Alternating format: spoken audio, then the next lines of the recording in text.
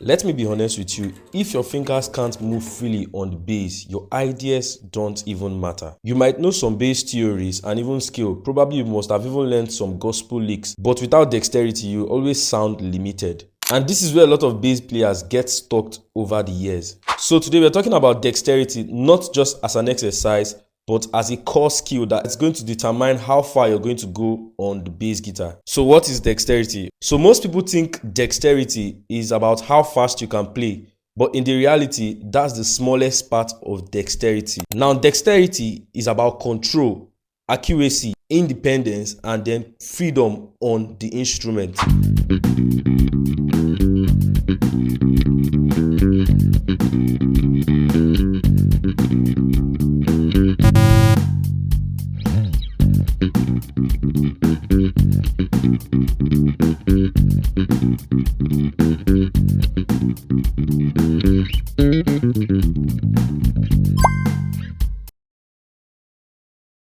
Now here's the bitter truth that nobody talks about. Dexterity is not something you can finish on the bass guitar. From the beginner to intermediate to pro, dexterity keeps changing. At first, dexterity is all about pressing down the right note, clean transitions, not muting the wrong strings. Then later, it becomes about endurance for long sets, being able to play for a very long time on stage, control under pressure, playing clean when you're tired, sounding effortless on stage. This is one of the things that you find common in most of your pro bass players, and it looks like these guys are not even putting a lot of effort to play those things that you feel so stressed out trying to learn. Now, if you ignore dexterity, here are things that is going to happen. You avoid playing a certain key, which is most common. You prefer to play maybe on key F. You don't want to play on key C because those are the wider parts of the fret, or you don't want to play some parts of the fret. You avoid playing in certain tempos. You don't want to play faster music, or you don't want to play very slow. You just want to play on those tempos where you're already used to. You start avoiding some certain kind of gigs. You don't want to go for some classical kind of gigs. You just want to go for some certain genre of music where you know you're going to play your strength. And gradually, your confidence starts to drop. You start saying things like, I need to warm up my fingers before I play. Give me some time to actually learn this song before I play. Definitely, you have to learn this song before you play. But it doesn't have to be always. There should be something you can play without having to learn the song always. Or you start saying, I can play this, but it's not just as clean as it should be. Now, this is not just about the confidence that you've lost, but dexterity, which is the major factor of why you cannot play most of those things which you're expected to play, or which you should have been able to play at this stage, but you cannot still play them. Now, this brings us to the section 4 of this video.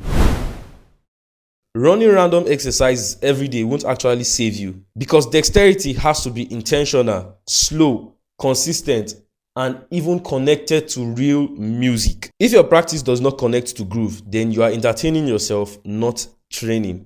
I'm going to say this again. If your practice does not connect to real groove, then you are entertaining yourself. Maybe you're just having fun during your practice time and sweating. At the end of the day, you feel that you spent hours of practice, but you're practicing the wrong thing.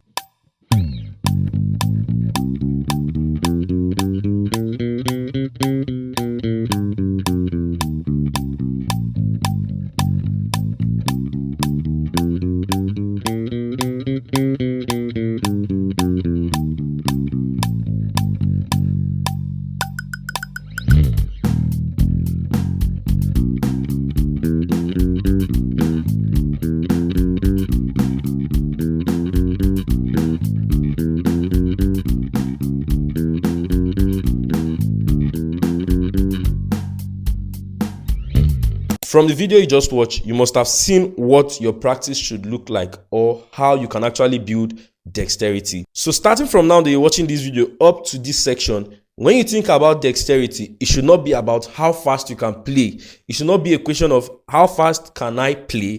Instead, start asking yourself, how clean are my attacks? How relaxed am I at this certain tempo where I'm playing this particular groove or this particular exercise?